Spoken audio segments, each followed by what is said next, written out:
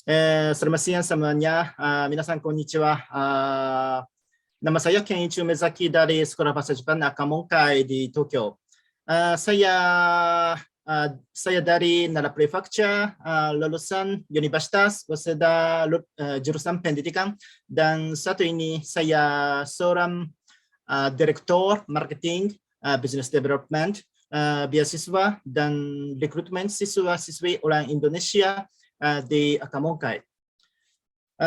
Hari ini Kezia Sensei, Guru Kezia, staf marketing orang Indonesia akan memperkenalkan sekolah kami dan belajar di universitas di Jepang. Ya, silakan Kezia-san. Halo, selamat siang semuanya. Saya Kezia Magdalena dari Akamongkai, tim yang sama dengan Mr. Umezaki.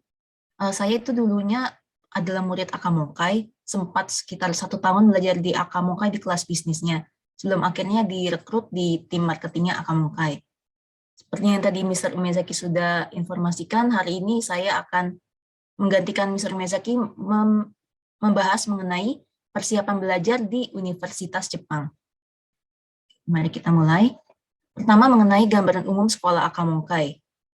Akamongkai itu didirikan pada bulan Juli tahun 1985, yang mana merupakan sekolah bahasa Jepang berhistori panjang. Lalu jumlah pelajar kami saat ini mencapai 1.800 orang yang berasal lebih dari 50 negara dan daerah. Kami juga memiliki asrama pelajar yang berada di 30 lokasi yang dikelola langsung oleh sekolah. Lalu kami juga memiliki staf-staf yang akan membantu kalian seputar kehidupan di Jepang, ataupun bimbingan studi dan bimbingan karir. Jadi bagi kalian yang baru pertama kali datang ke Jepang, nggak perlu khawatir jika ada kendala atau pertanyaan-pertanyaan bisa langsung ditanyakan ke sensei di Akamongkai yang standby di lobi Akamongkai. Oh, dan juga di Akamongkai itu salah satu dari sedikit sekolah bahasa Jepang yang punya staf orang Indonesianya, yaitu saya. Jadi buat kalian yang masih khawatir gitu dengan bahasa Jepang atau bahasa Inggrisnya, bisa tanya dengan bahasa Indonesia ke saya juga. Selanjutnya, apa sih kelebihan belajar di Akamongkai? Di Akamongkai itu bukan cuma percakapan, kalian juga akan belajar tata bahasa, latihan membaca, dan juga menulis secara seimbang. Kalau orang sering bilang kalau belajar bahasa itu yang penting percakapannya aja. Tapi sebenarnya kalau bahasa Jepang enggak begitu. Apalagi kalau kalian mau lama di Jepang, misalnya masuk ke universitas ataupun bekerja di Jepang, itu kemampuan membaca dan menulis kalian itu juga penting. Nah, di Akamongkai ini setiap harinya akan ada PR yang kalian perlu waktu 2 jam untuk mengerjakannya. Juga ada kelas kanji setiap hari, dan ulangan juga hampir ada setiap hari. Ya, intinya sih pembelajaran di Akamongkai itu terbilang sangat ketat, high level, hard, dan intensif. Ini itu bukan untuk menyusahkan murid-muridnya, bukan, tapi justru kami ingin kalian cepat jago bahasa Jepangnya. Nah, di Akamongkai ini kelasnya dibagi menjadi 17 level sesuai dengan tujuan belajar dan level kemampuan bahasa Jepang muridnya.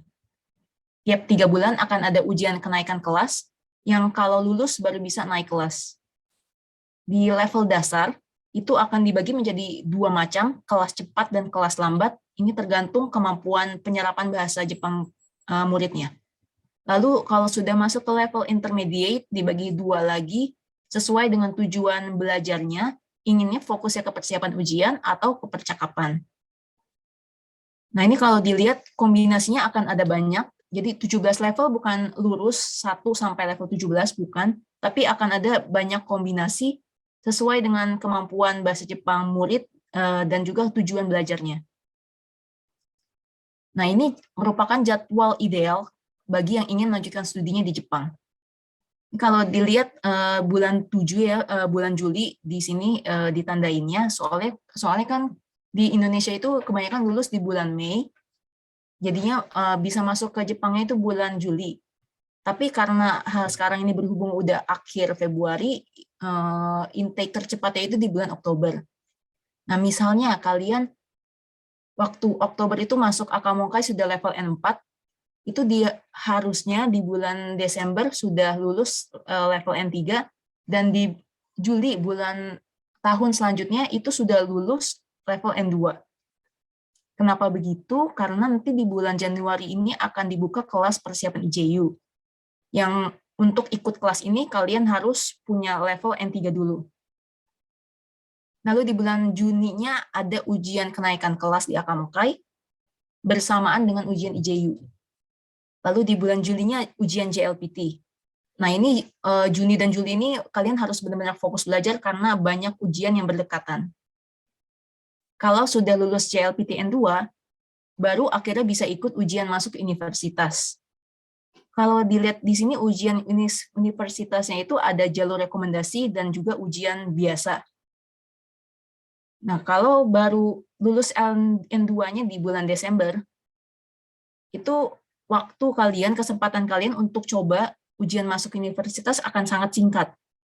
Bahkan kalau di sini bisa dilihat jalur rekomendasi itu kayaknya kalian bakal susah untuk ambil. Jadi harus ikutnya ujian biasa yang kalian harus saingan dengan orang-orang Jepang dan orang-orang dari Cina yang dari kecilnya udah belajar kanji.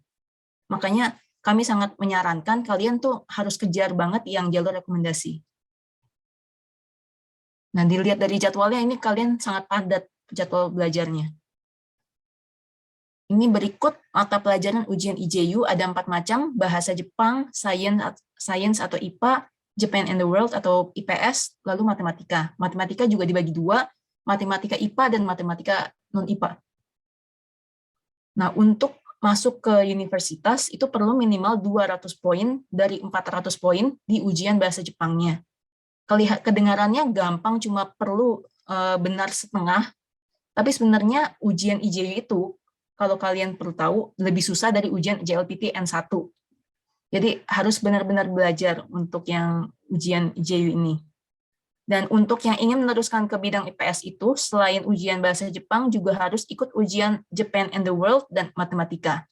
Nah, yang Japan and the World ini juga katanya tuh susah banget. Buat orang Jepang aja katanya susah. Soalnya isinya itu tentang politik, ekonomi, sosiologi, geografi, dan sejarah mengenai Jepang dan dunia yang kita orang Indonesia nggak pernah belajar sebelumnya. Ini contoh soal ujian IJU-nya. Ini untuk yang writing, kalian harus bisa baca level bahasa Jepang seperti ini dan menulis esai sebanyak 500 kata. Lalu ini contoh soal reading-nya. Akan ada 50 halaman soal ujian seperti ini, dan ada ujian listening juga. Dan harus dikerjakan itu dalam waktu 2 jam. Jadi selain kemampuan bahasa Jepang, kemampuan konsentrasi kalian juga akan diuji. Jadi harus benar-benar belajar untuk IJU dan sering-sering latihan soal supaya terbiasa. Nah, di Akamokai juga ada yang namanya kurikulum persiapan pendidikan atau Jumbi Kyoiku Kate. Ini tadi juga sempat sudah dijelaskan oleh Oyama Sensei. Nah, hanya sekolah bahasa Jepang yang diakui oleh pemerintah Jepang yang dapat menyelenggarakan kurikulum ini. Dari sekitar 800 sekolah bahasa Jepang yang ada di Jepang, hanya ada 20 sekolah bahasa Jepang yang punya kurikulum ini. Dan Akamokai termasuk salah satunya. Di kurikulum ini, nanti kalian bukan cuma belajar bahasa Jepang, itu kalian juga bisa ikut kelas persiapan IJU, itu dengan gratis. Nah, ini sebenarnya ada kelas IJU ini harus berbayar, tapi khusus untuk yang ikut kurikulum ini gratis. Berkali-kali juga boleh. Nah, selain itu, khusus untuk murid-murid Akamokai, kami juga memiliki jalur lain untuk masuk ke universitas, yaitu jalur rekomendasi khusus. Jalur ini khusus untuk yang bekerja sama dengan sekolah tinggi kejuruan atau universitas, dan Akamokai itu bekerja samanya lebih dari 100 sekolah tinggi kejuruan dan universitas. Khusus untuk Akamokai itu telah disediakan sekitar 300 kursi, dan kursi ini nggak akan bisa diambil oleh murid dari sekolah bahasa Jepang lainnya. Nah, keuntungannya apa? Itu akan ada keuntungan seperti pembebasan tes mata pelajaran saat seleksi, ataupun pembebasan biaya-biaya lainnya seperti biaya seleksi, uang masuk, bahkan pengurangan biaya kuliah. Ini contoh benefit jalur rekomendasi untuk universitas.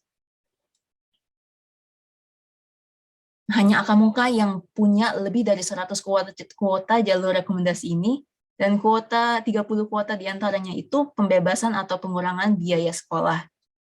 Dan tentu saja Japan University of Economics yang nantinya akan berbicara selanjut ini, itu juga salah satu partner dari Akamonkai.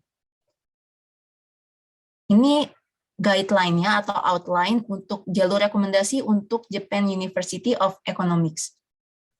Nah, jalur rekomendasi ini bahasa Jepangnya disebut Shiteiko Suiseng.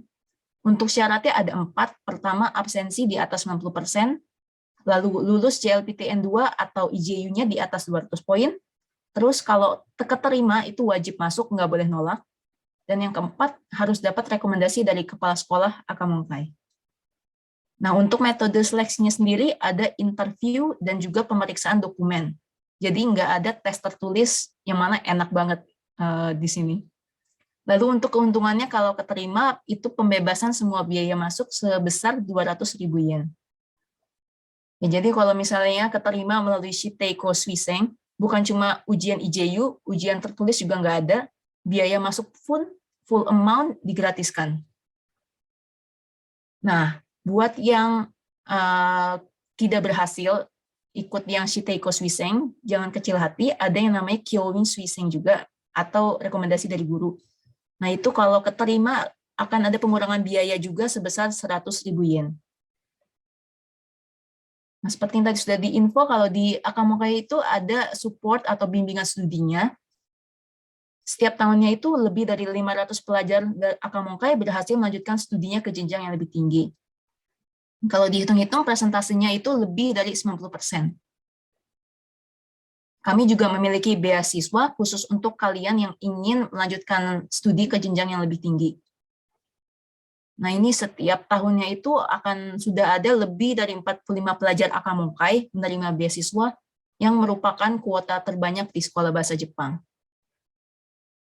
Oke, sekian dari saya. Terima kasih.